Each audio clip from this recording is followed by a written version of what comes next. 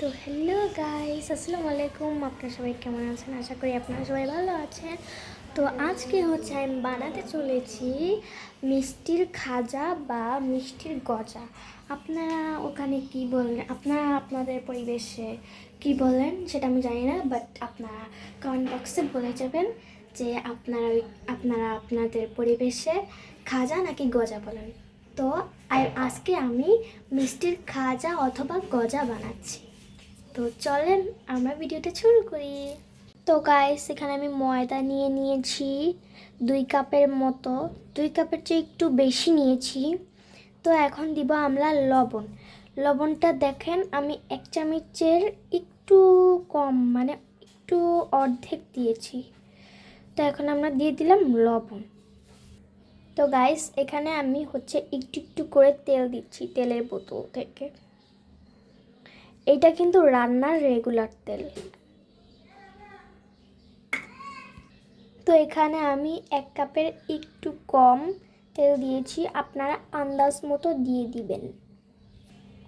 তো গাইস, এখানে হচ্ছে আমার তেলটা একদম ময়দার সাথে ভালো মতো মিক্সড হয়ে গিয়েছে। আপনাদের হচ্ছে ময়দাটা কিভাবে ভালো মতো সেট হয়েছে বোঝার ক্ষেত্রে আপনারা একটু হাতের মুঠো করে নিয়ে একদম শক্ত করে একটা চাপ দিবেন। চাপ দেওয়ার পরে দেখবেন যে এরকম দলা পেকে গিয়েছে, আবার হচ্ছে হালকা চাপ দিলে গুঁড়ো গুঁড়ো হয়ে গিয়েছে। তাহলে বুঝবেন যে তেলটা ময়দাটার সাথে ভালো মতো মিশে গিয়েছে। তো এখন আমরা দেব ওয়াটার, মানে পানি। তো এখানে আমি হচ্ছে হালকা হালকা করে পানি দিব। তো এখানে আমি পানি দিয়ে, পর্যাপ্ত পানি দিয়ে নরম একটি ডো করে নিয়েছি। আপনারা আপনাদের পানির পরিমাপটা একটু বেশি বা কমও লাগতে পারে, এটা আপনারা আন্দাজ মতো দিয়ে দিবেন। তো এখানে হচ্ছে ময়দাটা পানি দেওয়ার সঙ্গে সঙ্গে কিন্তু জমাট বাঁধা শুরু করবে। তা আমি আপনাদেরকে দেখিয়ে দিচ্ছি যে ময়দাটা কতটুকু নরম এবং সফট হয়েছে। দেখুন দেখুন একবার দেখেন। তো এইটাকে আমি এখন 10 মিনিটের জন্য ঢেকে রেস্টে রেখে দিব। তো তো এখানে আমি চিনির শিরাটা বানিয়ে নিব। এখানে আমি হচ্ছে 1 কাপের মতো চিনি দিয়েছি, এবং আমি এখানে হচ্ছে যত কাপ চিনি দিয়েছি তত কাপের একটু বেশি হচ্ছে আমি পানি দিয়েছি। যত পর্যন্ত চিনিটা না গলবে এবং ব্লক না চলে আসবে ততক্ষণ পর্যন্ত আমরা চিনির শিরাটাকে বানাতে থাকব, এবং এটাকে কিন্তু অনবরত নাড়তে হবে। অনবরত না নাড়লে কিন্তু এটা নিচে জমাট বেঁধে যাবে।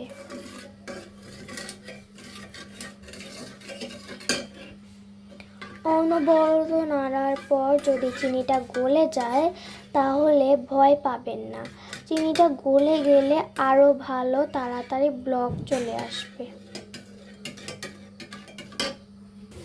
কয়েক মিনিট এভাবে ছেড়ে দিতে হবে। যখন আস্তে আস্তে বুদবুদ চলে আসবে তখনই এভাবে ছেড়ে দিতে হবে, মানে নাড়াটা বন্ধ করতে হবে। তো গাইস, এখানে হচ্ছে আমাদের চিনির শিরাটা রেডি হয়ে গিয়েছে। আমি এখন ফ্লেভারের জন্য এখানে 2টা এলাচ দিচ্ছি। এলাচ দেওয়ার পরে ভালো মতো নাড়াচাড়া করে নিতে হবে।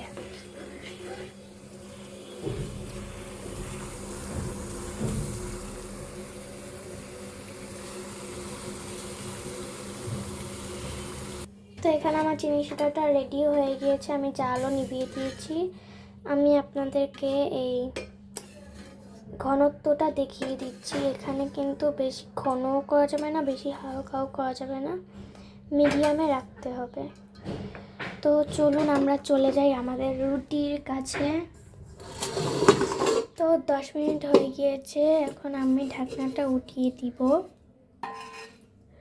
10 মিনিট পর কিন্তু এটা অনেকটা হালকা ফুলবে এবং হালকা নরমও হবে। দেখিয়ে দিচ্ছি আপনাদেরকে আমি কতটা সফট হয়েছে। তো এখন আমি রুটি থেকে লেচি কেটে নেব। তো এখানে আমি বরাবর 12টা লেচি কেটে নিয়েছি। এবার রুটি বেলে নেব, যেভাবে আমরা পরোটা বা রুটি বানাই সেভাবে করে বেলে নেব 12টা লেচিকে। আমি আপনাদেরকে রুটির সাইজটা এবং আকারটা দেখিয়ে দিচ্ছি। এই যে এতটুকু, বেশি ঘনও না, বেশি মোটাও না, বেশি পাতলাও না। আবার আপনাদের বোঝার সুবিধার্থে আমি বলে দিচ্ছি যে বেশি ভারী হওয়া যাবে না। আমার রুটিটা কিন্তু হালকা ভারী, বেশি ভারী হলে কিন্তু খাজাটা মজা লাগবে না খেতে। তো এভাবে করেই প্রত্যেকটা রুটি বেলে নেব। তো গাইস দেখেন আমার পুরো সিরিয়ালিভাবে রুটি বেলা শেষ।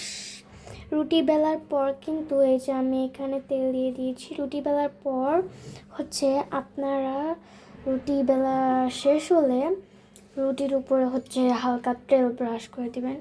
আমি হালকা তেল ব্রাশ করে দিয়েছি। তো এবার আমরা এগুলোকে মিক্স করে একটা রাউন্ড, মানে এগ রোলের মতো এভাবে রাউন্ড করে দেব। তো চলেন দেখতে থাকেন। তো গাইস আমি এখন হালকা পরিমাণের তেল দিব। হালকা পরিমাণের তেল দিয়ে এর উপরে আমি দিব আটা। এর উপরে আমি আরও একটা রুটি দিব। ভালো করে মিক্স করে নিই। এখন এর উপরে আমি আরেকটা রুটি চাপিয়ে দিব। এই তো এর উপরে আমি আরেকটা রুটি দিয়ে দিয়েছি। এবার হালকা করে আর একটু তেল দিব, এরপর আবার আটা দিব। আবার আটা দেওয়ার পর আমি এই রুটিটার উপরে আমি আরেকটা রুটি দিয়ে দিব। তো এখানে আমি আবার আটা দিচ্ছি। এরপরে আমি আরেকটা রুটি চাপিয়ে দেব। ঠিক সেম এরকমভাবে কিন্তু আমি আরেকটা রুটি চাপিয়ে দিয়েছি। আবারও সেমভাবে আমি এখানে তেল দিব, আটা দিব, আবার রুটিটা চাপিয়ে দিব, যতক্ষণ না এই রুটিগুলো শেষ হচ্ছে। আমি কিন্তু একদম ডাবল ডাবল করে দিতে দিতে এই দেখেন আমার লেচিগুলো শেষ। আমি কিন্তু উপরেরটাতেও দিয়ে দিচ্ছি, আপনারাও উপরেরটাতে দিয়ে দিবেন এরকম তেল ব্রাশ করে। আর এইরকম আটা দিয়ে লাস্টেরটায় আটা একটু বেশি করে দিবেন যাতে রুটিটা বেলতে সুবিধা হয়।